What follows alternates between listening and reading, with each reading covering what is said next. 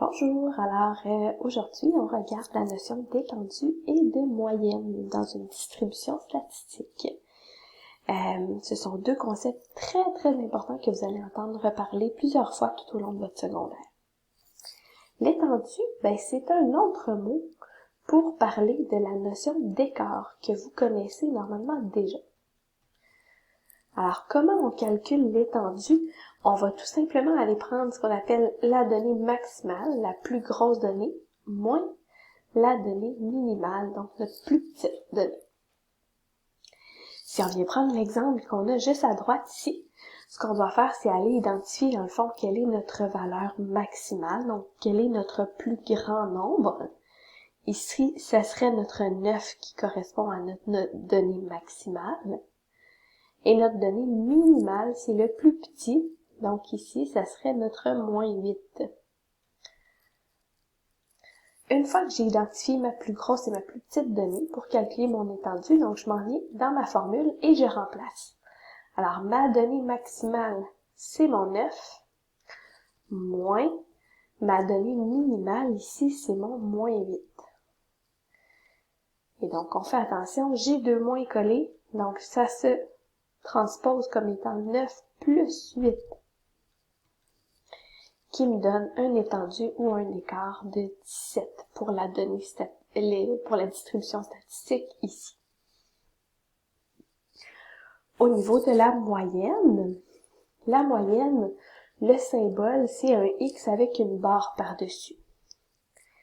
La formule pour calculer la moyenne, normalement, vous la connaissez déjà un petit peu. Je vous la redonne quand même. Alors, c'est la somme des données. Alors, on vient additionner toutes les données de la distribution statistique et on vient diviser ça par le nombre de données.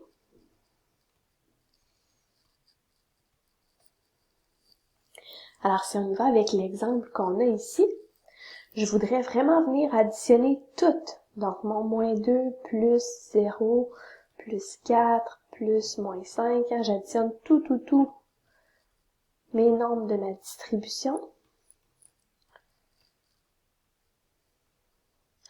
Et ensuite, je vais aller diviser tout ça par le nombre de données.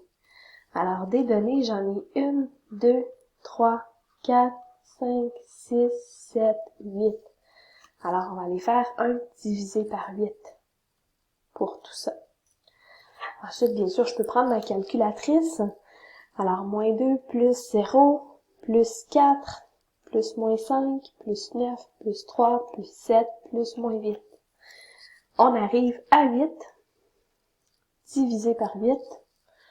Donc là, c'est un hasard, ça nous donne la même chose. Ça aurait pu être vraiment n'importe quoi. Et je réduis 8 divisé par 8, ça me donne 1. Alors la moyenne de la distribution statistique ici serait de 1. Une petite nouveauté en ce qui a trait à la moyenne, c'est que vous allez avoir certains numéros qu'on va vous demander de retrouver une donnée manquante connaissant la moyenne. Donc, en fait, c'est qu'on va nous donner une distribution statistique, on va connaître la moyenne, puis il va y avoir une donnée qui va être inconnue. Et on va devoir la retrouver. Comme dans l'exemple qui est si bas ici, là, si vous voyez, j'ai moins 5, moins 2, 3, 6 et une valeur inconnue. Puis on sait que notre moyenne est de 2. Alors, la méthode pour retrouver une donnée manquante dans la moyenne, première étape, c'est d'aller retrouver la somme des données. Mais là, ma somme des données, je peux pas la retrouver en prenant l'addition de tout, parce qu'on connaît pas le point d'interrogation. Alors, la somme des données, on va la trouver en faisant la moyenne fois notre nombre de données totales.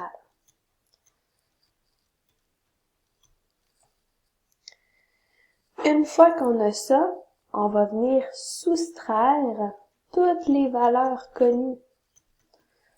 Donc, soustraire les données connues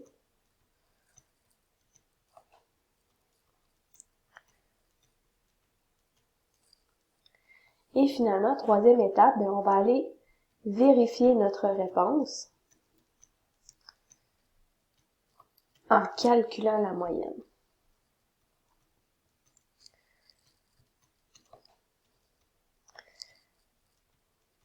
Parce que dans le fond, là, ma donnée manquante, je vais l'avoir trouvée ici. Mon étape 2 va m'avoir donné ma donnée manquante.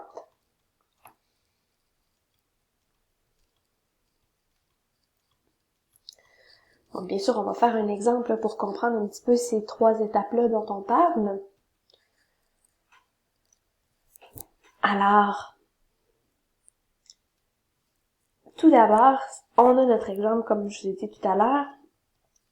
Première étape, je vais trouver la somme des données. Je la trouve en faisant ma moyenne fois mon nombre de données. Donc là, ici, ma moyenne, elle est de 2 fois mon nombre de données. J'en ai 1, 2, 3, 4 et 5. Donc, on va aller trouver notre somme des données en faisant 2 fois 5. Donc, je sais que je vais avoir une somme de 10.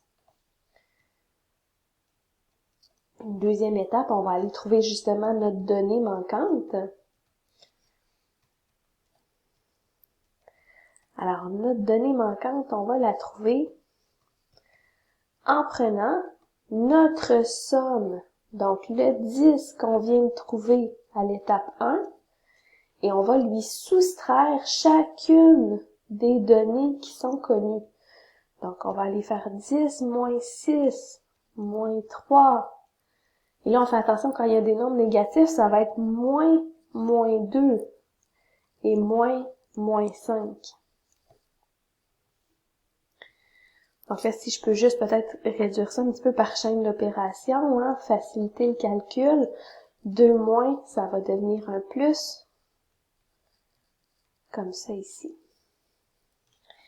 Et là, si je viens calculer 10 moins 6, moins 3, plus 2, plus 5, j'arrive à 8. Fait que ça voudrait dire que ma donnée manquante, c'est 8. Toujours bien important de se vérifier, fait que c'est pour ça qu'on a mis la troisième étape. On va aller calculer la moyenne, voir si on arrive bel et bien à notre moyenne de 2. Alors, la formule pour calculer la moyenne, c'est la somme des données divisée par le nombre de données.